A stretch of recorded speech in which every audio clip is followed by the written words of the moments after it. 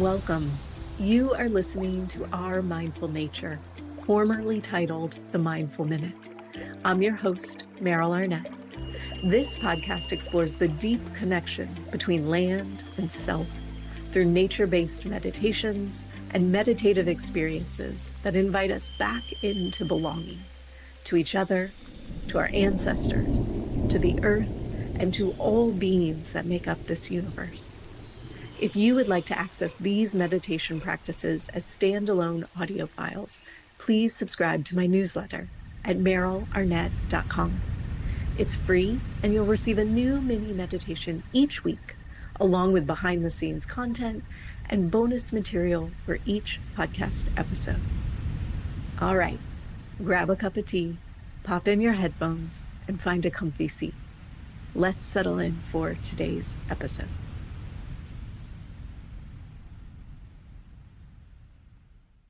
Wow. How about that new intro? Thank you. Thank you. Thank you to my creative collaborator and nature field recordist, Nick McMahon, both for the nature sounds you just heard, as well as the sound design of that new intro for Our Mindful Nature. If you have a second, be sure to check out his link. It's in the show notes. He has incredible content on YouTube, on Spotify, on his website, Apple TV, so many more places. It's incredible. All right. Welcome, friends. I'm so glad you're here today. And as you have likely noticed, in this month's episodes, we have moved from the stars to the soil. We have spent the last couple episodes, and we have a couple more to go, where we are really living in the edges, in the ecotones. These spaces are rife with the very best kind of tension, the tension that inspires growth, expansion, and action. Today, I am talking with good friend and incredible artist, Perri Lynch Howard, about her experiences in a variety of ecotonal landscapes. Perri Lynch Howard is an artist dedicated to forging new narratives from the front lines of climate change. Working in the context of extreme environments is an essential aspect to her practice, driving her curiosity to seek a deeper sense of place beyond the dichotomy of near and far. Her artwork resides within the emerging genre of new polar aesthetics, expressed through painting, drawing, sculpting, and sound. In this episode, Perri is going to share 3 of her field recordings with us as a way for us to more tangibly explore what we're talking about with ecotones and edges, both outside of ourselves and within ourselves.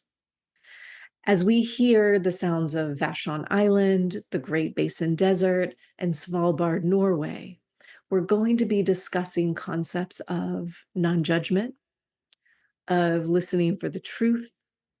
We'll explore the relational words that we use when discussing the land and ourselves, reciprocal relationship in the time of climate crisis, and the first rule of field recording, which happens to be, I think, the first rule of meditating.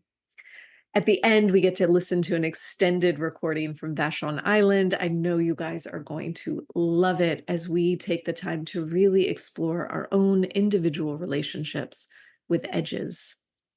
If you're not already watching this on YouTube, I hope you'll take a minute to click over and watch it on YouTube as well, because during the meditation, you'll be able to see a few of Perri's incredible paintings that were inspired by the soundscapes in today's episode. So without any further ado, grab that cup of tea, pop your headphones in, and let's get started. Perri, I'm so happy to talk to you today. Hello. Hello, hello. I'm so glad to be here with you today. I have been looking forward to this conversation for weeks. We've been talking about this for weeks, right? um, so I was thinking maybe we would start. I'd love to just share with listeners how we met and how this whole conversation evolved. Do you want to tell a little bit about what we were doing with Emergence and how we first connected? I would love to. I mean, it's just so wonderful. I think that it's truly what programs like Emergence put together are designed for. So Mhm. it was a 10-week program, if I'm remembering right, called The Seeds of Radical Renewal. And the program it's something we both applied for and were accepted to, which is great. But it was billed as sort of new models of leadership in this changing world and evolving climate, and what does new leadership models look like. And so what I was surprised to find, Meryl, was that a lot of it had to do with listening. Like many of the Mm. sessions were focused on not so much being a leader, like pick up a stick and everyone follow me, but more about listening. And you and I were in a breakout room, Mhm. and it turned out that we both had the great good fortune of being acquainted with Gordon Hempton, who has been a wonderful contributor to your podcast. And you have framed his Mhm. work so beautifully through Mindful Minute and our Mindful Nature. And I loved the idea that you started sharing about listening and meditation and how that could possibly be a form of leadership. And Mhm. I just loved the way that you um, entered the conversation from that position and that place. And yeah, that's what I remember. What do you Oh, remember? thank you. I remember basically the same thing as, I in this group of, I think there was like 28 of us or so in the group total.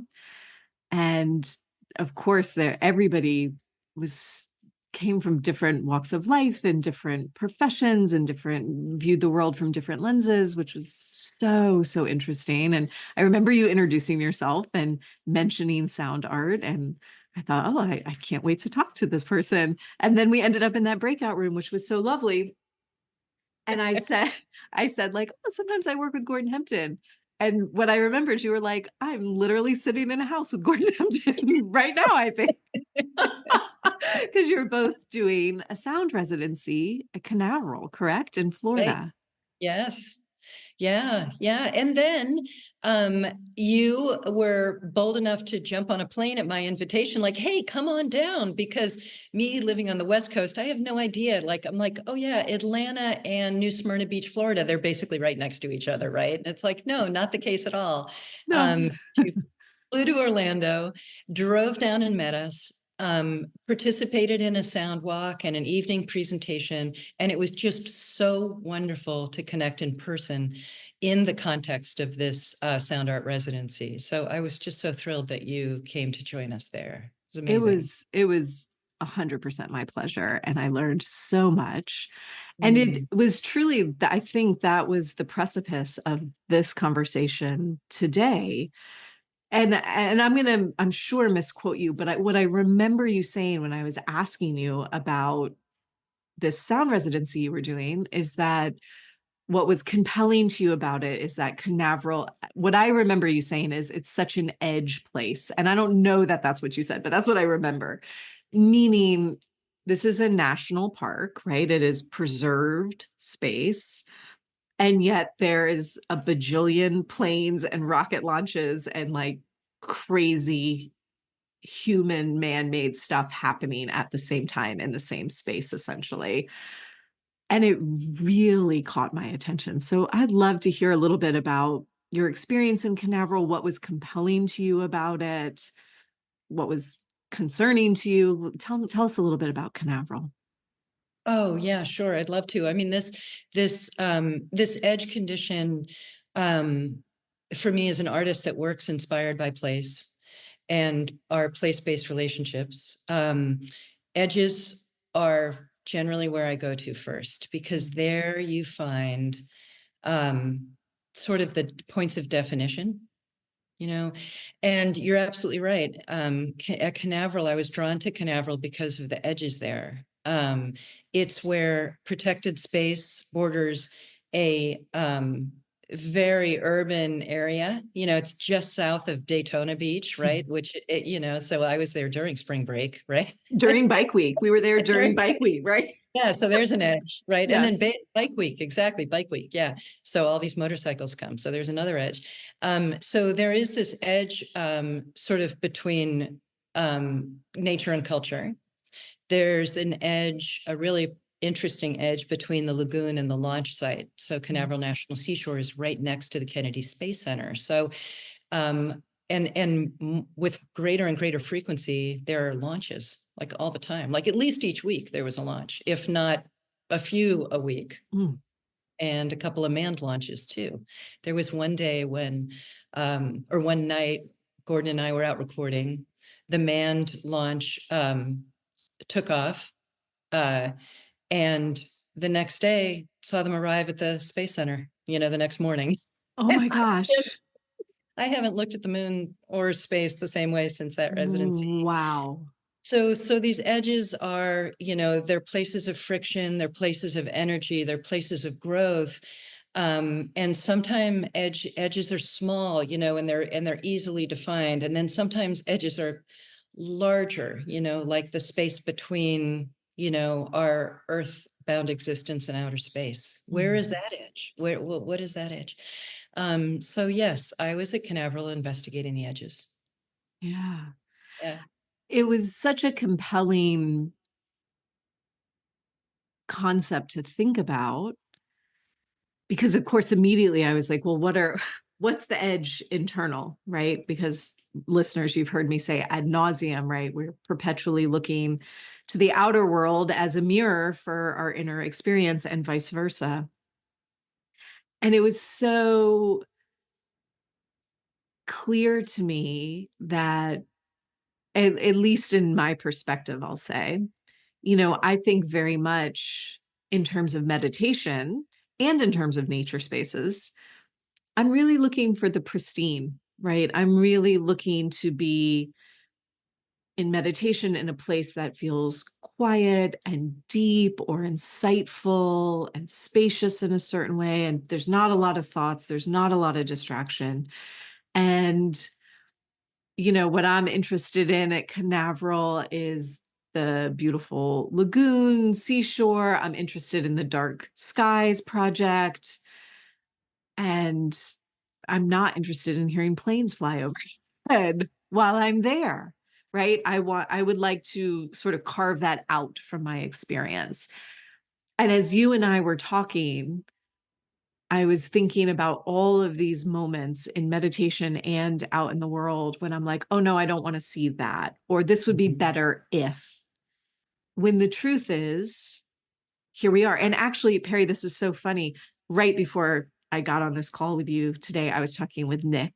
Um, and listeners, Nick McMahon, because he does so much of the sound recording and editing on this podcast. And we were just having a catch up call just to check in. And he was telling me about recording where he lives on the West Coast, also recording meadowlarks and is beautiful, love, beautiful, gorgeous, perfect. And then later, this gorgeous field of wildflowers. He's recording video, but the sound is all traffic and people driving and noise. There's no beautiful, pristine nature sound, right? It's human sound. And we were talking about the very interesting choice of, do I play the wildflower video as is with human noise? Or do I play the wildflower video, but the meadowlarks are the soundscape? And it's such an interesting question, right? Because on the one hand, we're looking for something beautiful. We're looking for something that feels soothing and relaxing. But actually, the truth of the wildflowers is it was beautiful and there was a lot of traffic noise. Both of those things are true. And I Yeah. think that's what we're here to talk about today, right? Is like the truth of the spaces we live in.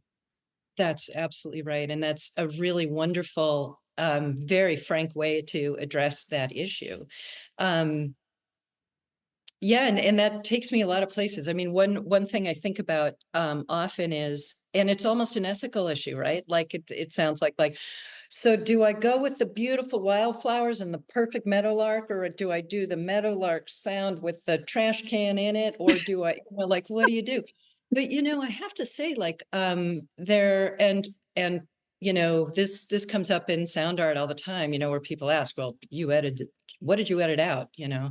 And I don't know, from my perspective, I feel like you've got to go with the good, right? Mhm, mm, Like our ears are so sensitive, our nervous systems are so sensitive.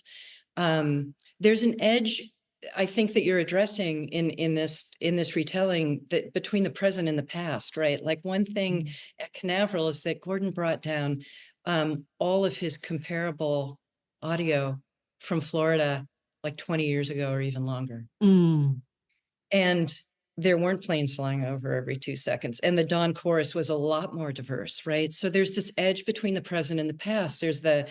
There's all kinds of things related to time happening there. And when you speak about this with Nick's experience, um, I mean, obviously a lot of the audio, the health and wellness audio for meditation is heavily edited. oh, We yes, hear planes fly through our meditation. of course. But, but what it does is it connects listeners with a value system based on quiet and a value system that's based on peace. And it's a reminder that peace and quiet still exists if you can find it and protect it and reside within it. Mm, mm. So to me, that decision making is not in any way inauthentic.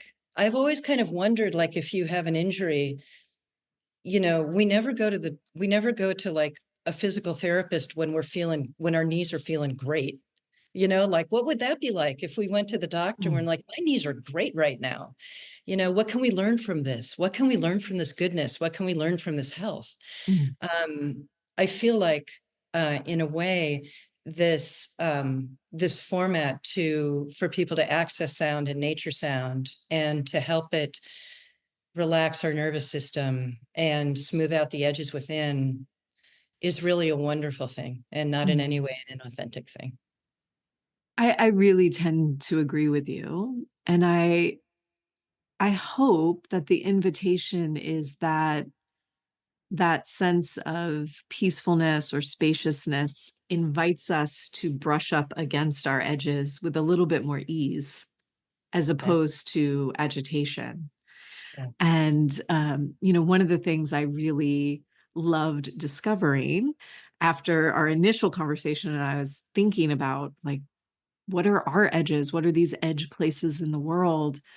And I stumbled across the word ecotone, which Mm. I didn't know before. This is a new word for me, and maybe it is for you too, listeners. So ecotone is a space, and actually, I think I'm just going to read this. An ecotone is a transition area between two adjacent and different patches of landscape, such as a forest and a grassland. They do not simply represent a boundary or an edge. The concept of an ecotone assumes the existence of active interaction between two or more ecosystems with properties that do not exist in either of the adjacent ecosystems. So it becomes its own ecosystem, right? Its own space within space at the edge. Mhm. And the thing I really like about it is when you look at the Greek roots embedded in the word ecotone, eco, right, is associated with home and tone associated with tension. So home tension. And I would love to spend a little bit of time talking about how you perceive tension in the sounds or the landscapes that you work within. And because we could talk all day about the home tension that exists in the body when we sit and meditate. It is there for us to explore. And I think maybe looking at it through the lens of the natural world gives us a new mirror to look at that from. So true. Yes, it does. Yeah. So you shared some sounds with me, and I wonder maybe if we start by listening. Which sound do you want to listen to first, Perry? Where do you want to start? Because we're thinking about home tension. I'm going to start with, Well, we can start far out or we can start close in. So let's start close in. Let's start with the recordings from Vashon Island. okay. Okay. So I'm going to just play a little snippet for us to listen to, and then I'd love for you to kind of give us some context about where and what. Yeah. Perfect.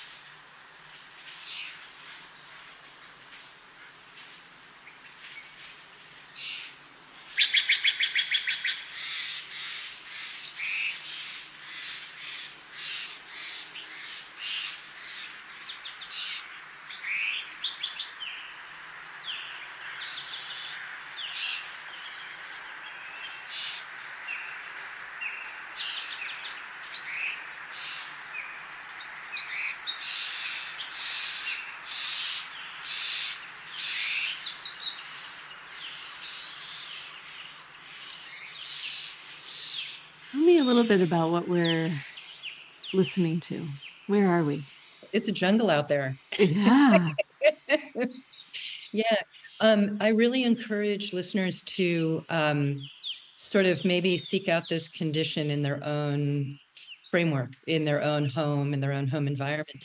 Um, but the ecotone that's happening there is this was recorded in the Pacific Northwest on Vashon Island. There is a large meadow, a very large meadow in the center of the island. And it's edged by, like blackberry bushes and salal and a tangle, a tangle of bushy goodness that grows in the Pacific Northwest. And so along that edge, what we're hearing are morning birds very early in the morning, maybe like 4:30 in the morning in September of this past year. We're hearing a couple of creatures that I don't even know. Like I don't even know what they are.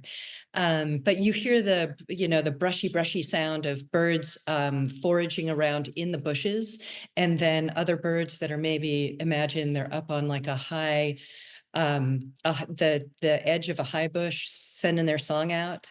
There's all kinds of things happening, and that's what ecotones are for, if you will. It's like a giant meeting ground between animals and birds that are evolved to love that meadow, and animals and birds that are evolved to love that bushiness. So this is not, I don't like to record ecotones because I'm like, oh, this is going to be really relaxing. I go there because it is generally, the edges are so active, and you get this wonderful confluence of um, sounds that are drawing from both landscapes in the space where they overlap with each other. And I find that listening environment to be really, really interesting. But generally speaking, it's not relaxing. It's sort of like this giant crossroads of creatures and activity. And, it's more like invigorating and exciting. And I remember you saying to me that these edge ecotone spaces are spaces of life and growth, right? Like, and Right. energy. Yeah. Life, energy, and growth, and also friction, and also Mm. tension, to your previous point, right? Like all of that is happening. And one thing that happens within us when we listen is that every time a sound arrives and leaves, the words and sound we use to describe that are attack and decay. Mm. Right? So those words can mean a lot of different things, but in sound, when we think about attack and decay, every time a sound begins and ends, like a bird song begins and ends, our nervous system wakes up, right? Just like that bird wants us to wake up, wants other birds to pay attention, right? So that's what makes it so active within us too, is that, what was that sound? What was that sound? What was that sound? Every time we do that, our nervous system wakes up. Mm. Uh, this becomes problematic when it's planes taking off and landing, right? Because these are large sounds that are impacting our nervous system. But natural sounds have a similar effect, where it's like calling our attention outside of ourselves. And I just think about how many times we listeners have sat in meditation and been like, this thought, this thought, this thought. Oh my God, it's so loud. I cannot sit another second. Same thing. It's our nervous system waking up, waking up, waking up. And what's valuable, I think, in both instances is actually the word waking up, right? Because the truth is that those thoughts are there even when we're not noticing them, right? They're there while you're watching your favorite Netflix show and while you're cooking dinner and while you are folding laundry. Those thoughts are still happening, whether you're aware of them or not.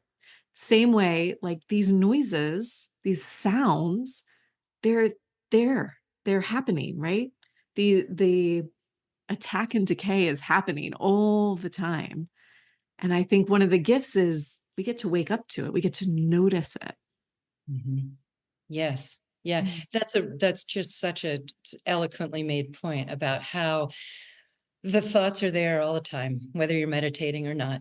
Birds are there all the time, whether you hear them or not, right? I can think of a gazillion instances where I'm walking through a beautiful forest and my mind starts to drift and I miss the call of a scrub jay Mm. and I miss the call of a yellow warbler and these beautiful sounds. Scrub jay, not so beautiful, like authoritative, a little rough around the edges.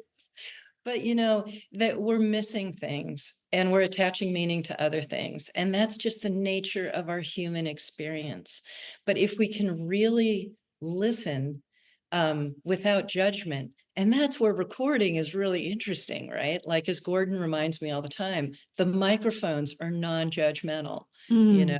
So the microphones are capturing all the sound without any attitude about whether it's a good sound or a bad sound or relaxing or stimulating or too loud or too soft, right? Microphones don't care. It's taking it all in. And there's a beauty to that. There's a lesson in that, I Mm. think, for all of us. Oh, Challenging, but a great lesson. 100%. I love that you brought that word in. The word non-judgment is, one of the foundational elements of meditation practice is it's not here to be a good thought or a bad thought. It's here to notice the thoughts, to notice the distractions, to notice where we are in the moment, right? Right. Exactly. Yeah. Oh, I love that. Um, I, I was, excuse me, I was recently uh, out in nature camping along a river, and there was like this perfect spot to sit and meditate. And so that's where I sat the 2 days I was there. And one morning it was incredibly quiet except for the birds and the wind. And I was like, I'm going to record this because I'm going to write a meditation to go with this moment. And I think I'm going to record like 5 minutes of video and sound. And then later I'm going to write a meditation to go with this. Beautiful. I hit record. I'm sitting there. Everything's gorgeous. And at 4 minutes and like 53 seconds, right? I'm literally about to hit the stop button. Out of nowhere, this family of geese arrives. And geese, it's not a lovely, quiet arrival. It is like an explosion of noise that just like louder, louder, louder, louder, louder, and then starts to fade away as they fly on. And it was such an interesting moment to think. So I just let it go. I didn't stop the recording. I had that second where I was like, do I just try and stop it real fast? And I was like, well, the sound is already here, and either I'll cut the recording before or I won't. So I record the whole geese cacophony. And then afterwards, I was like, you know what? I think this is the whole point of the meditative experience is the cacophony is here. And yes, it was a beautiful 4 minutes and 53 seconds of what I imagine peace to feel like. And the geese arrive. Same thing every single morning as I sit and sip my coffee, and then the children come down the stairs, right? The same thing as you sit in your beautiful studio, I'm assuming, and then go get in your car and have to drive in a traffic jam or whatever it may be, right? I assume that this is a pretty repetitive scenario of peace and cacophony. Yeah. Yes. Yeah. That is such a great experience that you had. And I have to like congratulate you because you just passed field recording 101, Oh, which is yay. yay. Yeah. To always record 30 seconds longer. Like when you want to hit Um, stop, go 30 seconds longer.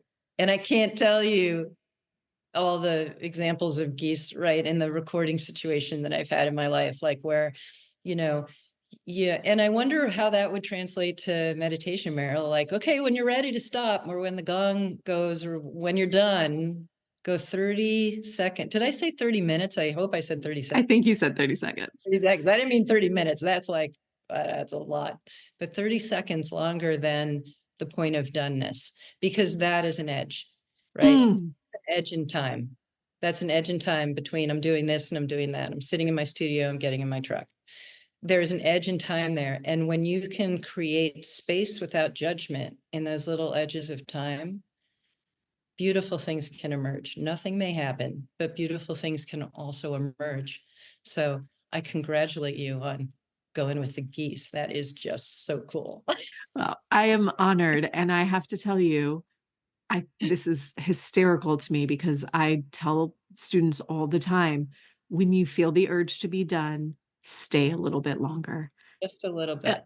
Always, that is where, for me, the aha moment arrives, Yeah. is like, "Man, I'm bored, I'm tired. I did my 10 minutes or my 20 minutes. I gotta go get back home and do the email. Just stay a little bit longer." And I love that that applies to sound recording as well. That's so interesting to me. Yeah. Yeah. Mm. All right, let's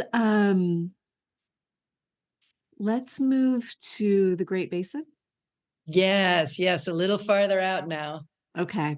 All right. So we are now going to hear the Great Basin.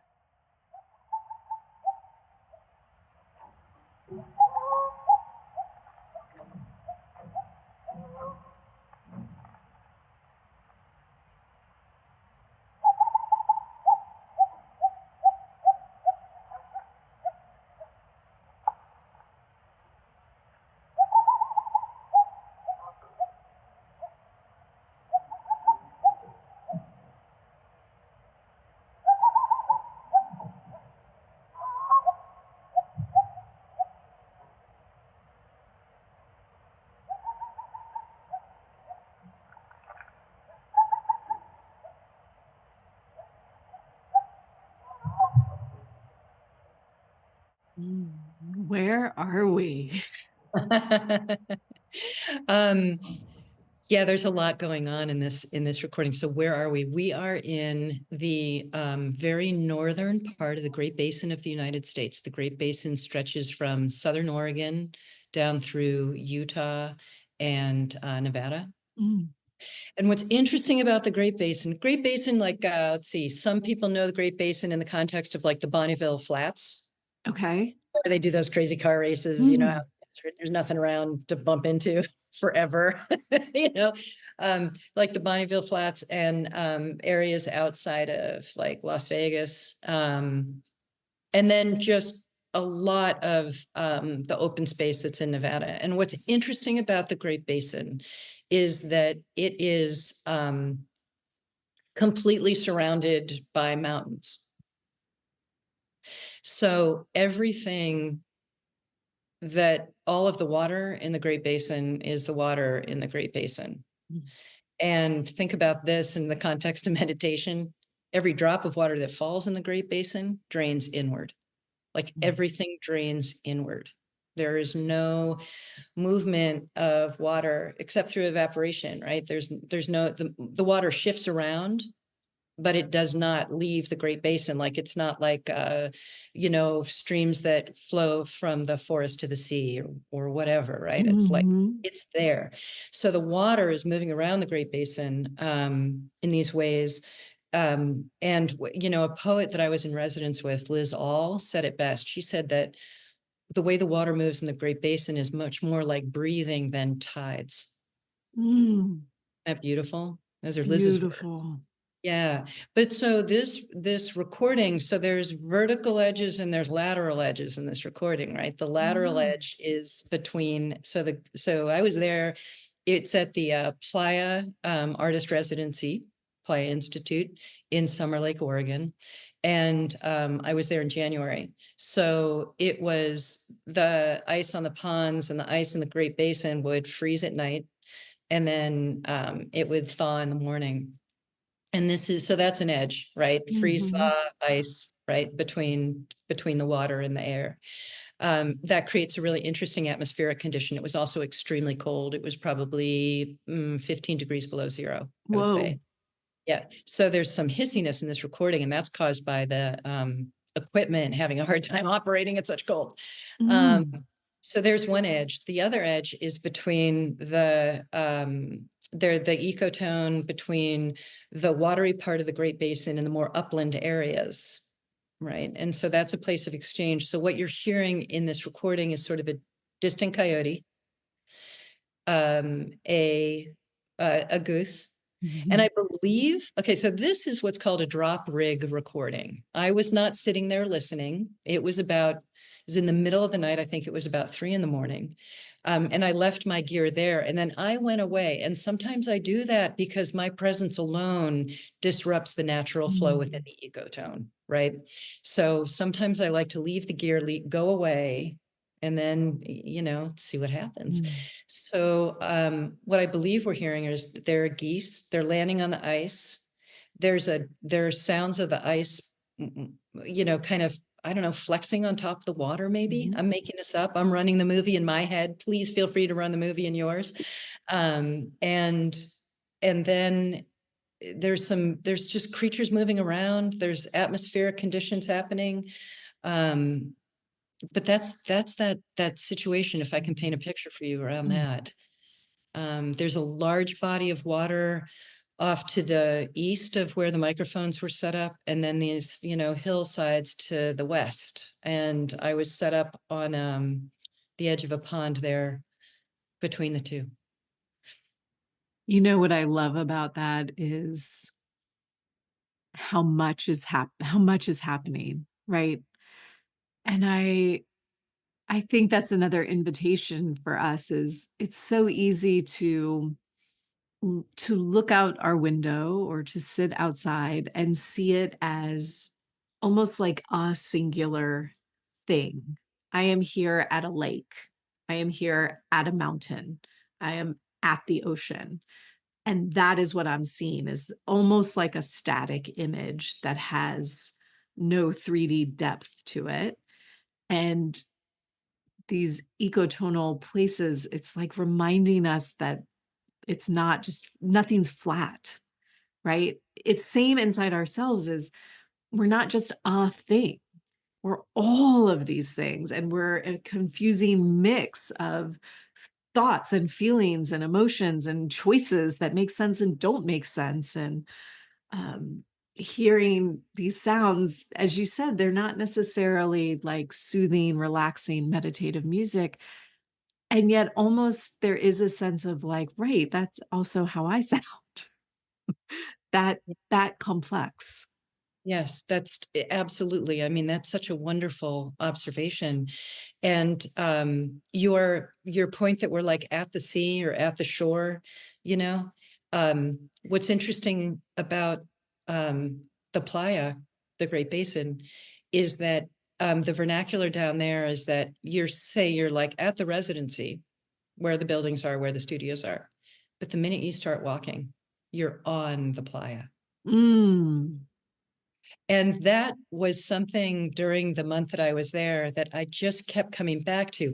I kept trying to engage people in dialogue around this, Meryl, but I think I've just been waiting to talk to you about it because everyone was like, whatever, Perry, you're in your studio, you're on the playa, who cares, But to Mm. me, this was a profound um, sort of thing because it was like me in relationship to the world around me. I'm on the world, I'm in the world, I'm part of the world, I'm not. What is this? And I've been really interested in unpacking that. And I think that that sound actually does it best, right? Sound, when we start to listen, right? Like this is hearing, and this is listening, right? It's like it comes from Mm. deeper within you.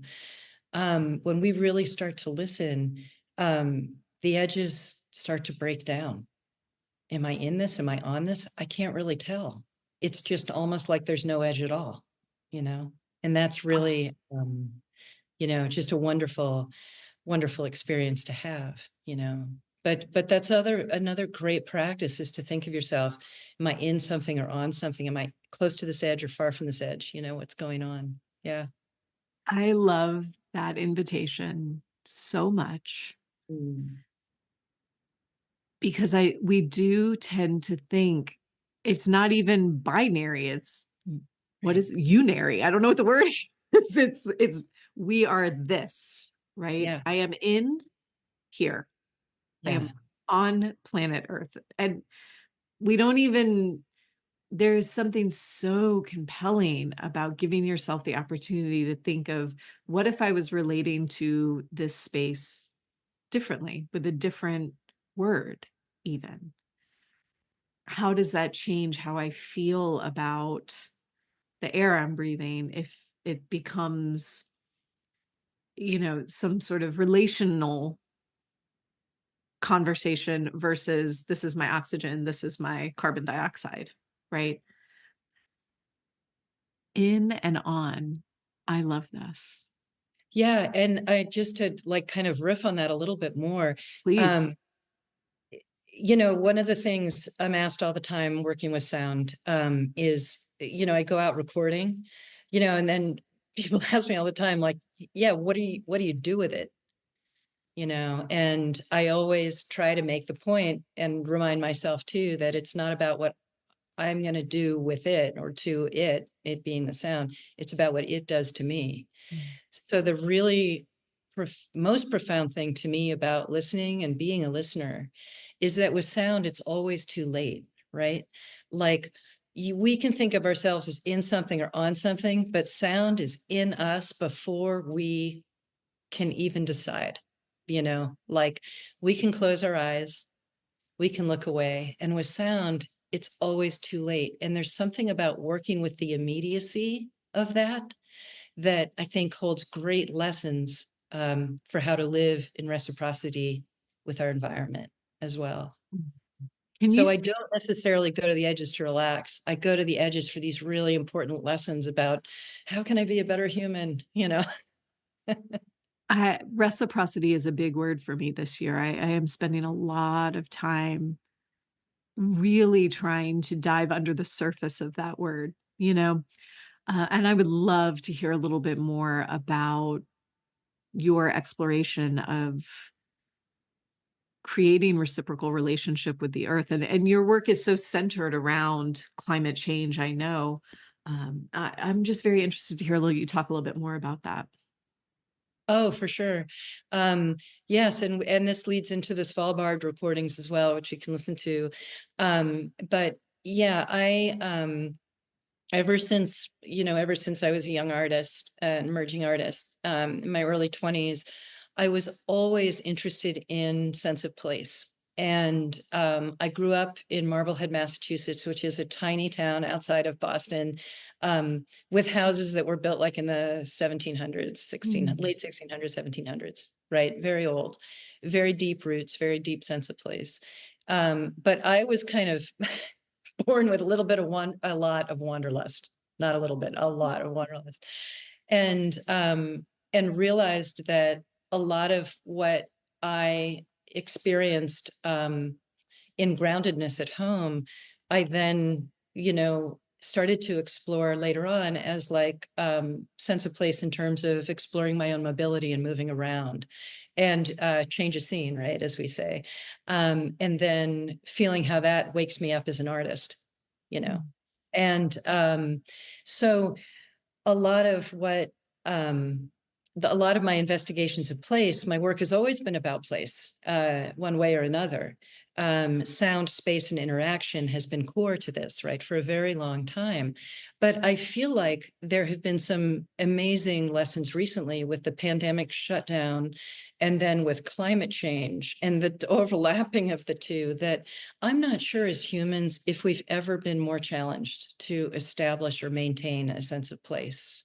Mm. And that investigation of place, again, sort of leads me to the edges. And for that reason, I was compelled to go to the Arctic Circle and participate in the Arctic Circle residency on a barkentine tall ship outside of Svalbard, where we explored um, the edges around the ice melting at the North Pole. And I was on this boat with 30 other practitioners, artists, journalists, scientists, many of whom were interested in sound, very few of which were interested in quiet, I would say, right? Interesting. Not to in any way criticize my cohort. I love these people. I'm very close to many of them. But all of us in our own way were drawn to this edge, to this Arctic edge, to get a felt sense of what's there. And it had a profound impact on my understanding of climate change, our role within it, and most of which came from this dissonance between being on this in this edgy Arctic condition, feeling very vulnerable, like I was in real recording situations where really unexpected things happen, and it got really no, it felt dangerous at times, though our guides were incredible and protected us. Obviously, I'm here. Um, but it went from this feeling of intense physical vulnerability, but then also with the knowledge that, yes, and hey, vulnerable human, our collective actions are like destroying this landscape that is important to the global health of the planet, right? So there was a lot of dissonance there. But I found the experience to be something that I could also bring home and try to find the relationship between home landscapes and distant ones. And for me, that manifested as like, yes, it's all connected by water. And it's led to a deep investigation of ocean health and ocean noise and increases in sound in the ocean that are creating noisy waters for the migratory routes of whales and other marine creatures. And that's what I'm very focused on now in my work, is looking at how do we protect quiet waters? Because as the sea ice extent is receding, shipping lanes are opening up in these areas of the planet where our sort of commerce has been inaccessible due to the environmental conditions.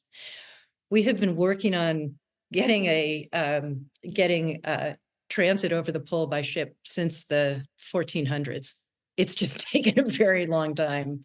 And as that situation is changing, I'm trying to, part of myself is trying to map and monitor it. Another part of myself is trying to feel it. But all of that is happening through sound. And I'm building a body of work around this that'll be presented next year at the New Bedford Whaling Museum, about quiet waters and water as the medium through which whales communicate. What I feel called to name and what I enjoy, and I noticed this as you were talking and speaking in Canaveral as well, so I know this isn't just an isolated thing, but one of the things that I feel like is so valuable is I don't hear from you, "We have to stop this immediate," like, the planes can no longer fly over Canaveral. We just have to stop all planes over Canaveral, right? Not that we don't actually really want that to happen. However, the truth of the moment that we're in is very clear, right? The truth of the moment we're in, this is what's happening to Arctic ice. This is what's happening to the airspace over Canaveral. And it's not that we can't want something different, but it is also the incredible importance of identifying the truth of the moment we're in, because we're exceptional at not seeing the truth. Whether that's because we are stuck in the story of the past, whether that's because we have too much anxiety about the future. There are so many reasons, and we all do it. This is not a good, bad, right, wrong thing. We all do this. But this invitation, I think that you are calling in for us by speaking to listening is, and you said it, it's like too late. The sound's already in us. Like when we listen, we're listening to the truth of the moment, whether that's in meditation, whether that is a recording, whether we're just sitting outside our own door. Yeah. Yeah. I mean, your ability to put words to this, Meryl, is amazing to me. No, thank you. But you're absolutely right. And right, like I don't feel doom and gloom. I don't want to communicate doom and gloom. I also, as an artist, am in a position where, I can't say, hey, look at this painting and then say 1-800 act now, right? There's no, it's Mm, not, mm, I'm not positioned, and I don't want to be positioned as the solver. Um, what I want to do is create a framework for people. Yes, we experience the bad, but let's learn from the good, right? Let's not, I mean, I think that in a lot of the ways that we report out and we process climate change is from the negative, but like let's learn from the good, and sometimes you have to go there in person, mm. right? Like there was a big carbon footprint for me to get up to the Arctic and then cruise around on this ship. And I mean, for 30 of us, there was this big carbon footprint from all over the world, right? But I really felt like, okay, I'm going and I'm going to learn from the good. And the good that was present in the Arctic was quiet water. Yeah. And when you know what quiet water sounds like, I think most people know it to be good. Mm. And yeah, it's just this, let's not study the bad to protect the good. Let's study the good to protect the good. And so the interesting thing about climate change is the change part, is that there are parts of the world where it's changing really rapidly, but it's not changing so rapidly that we can't slow down and appreciate the essence of the place and think about what it means to protect the essence of something. And so that was my motivation to go so far north on 4 different airplanes, to get there. That's amazing. And you remind me of my favorite quote, which I don't have memorized, but I will paraphrase from Antoine Saint-Exupéry, who wrote The Little Yeah. Prince. Yeah. And somewhere along the way, words that he shared say something like, if you want to teach a man to build a ship, don't give him wood and nails, but remind him to yearn for the sea. And that's what I hear you saying. Is It's so beautiful. You're reminding us to yearn. Yeah. Oh, yearn for the good. Mm, Yeah. I love that. Perri, let's listen to this Arctic recording for a moment. I would love to hear this with you.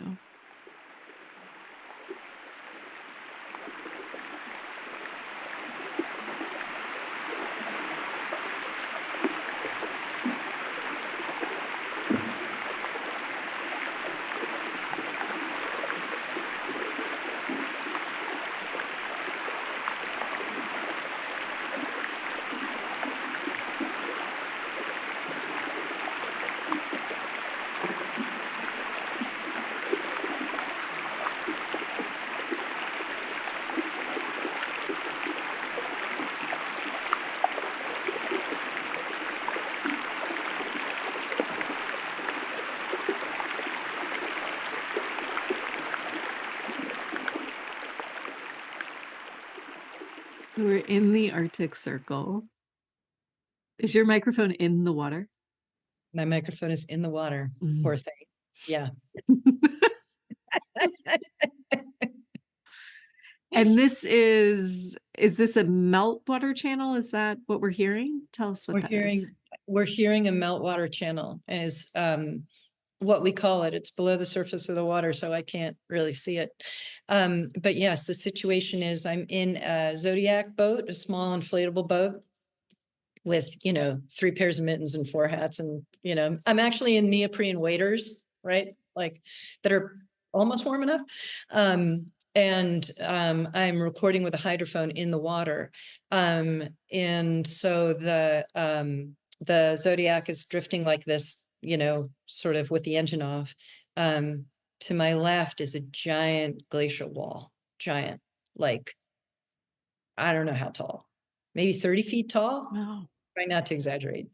But a huge glacial expanse to my left, that is this, deep blue ice that you see in pictures of the Arctic, like it's for real. Mm. Mm. And that's on this side. And then over on this side is a bay, kind of like a fjord opening up. And there's a lot of ice, small chunks of ice floating around over here.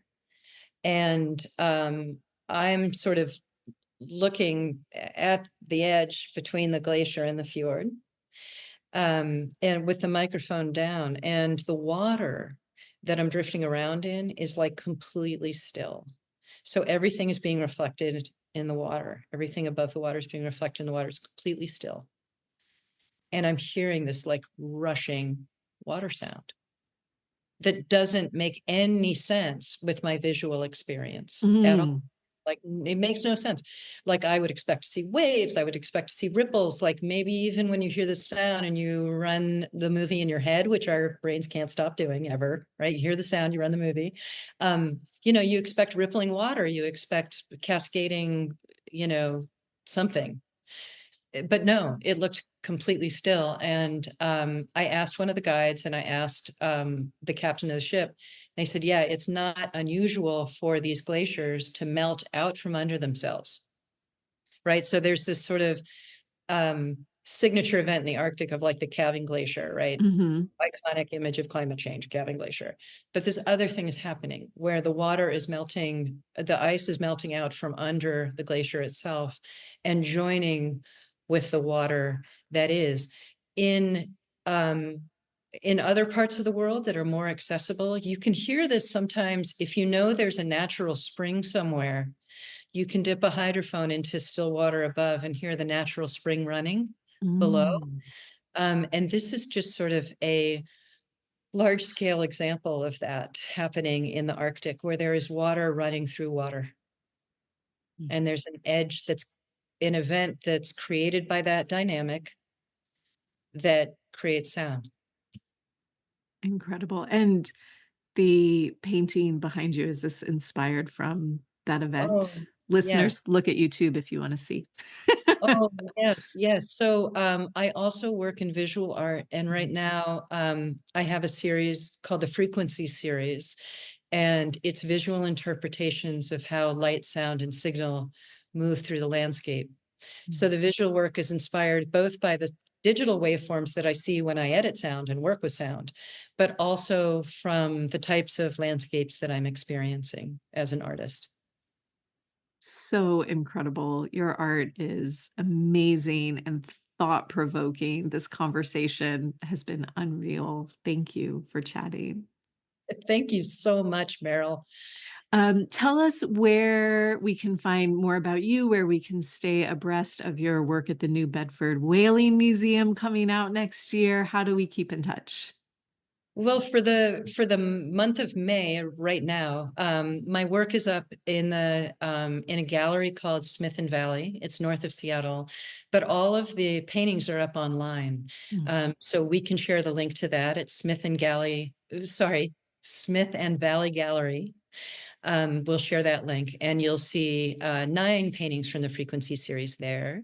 My sound work and visual work can be found at perrylynchhoward.com on my Mhm. website.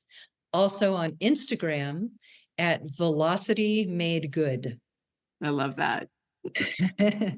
And yeah, and the New Bedford Whaling Museum show will be installed in May of 2025 and up through November of that year. I cannot wait. Thank you. Listeners, I'll put all those links in the show notes. Um, Thanks, Perry. This has been great. Thank you so much, Meryl. Thank you for the chat.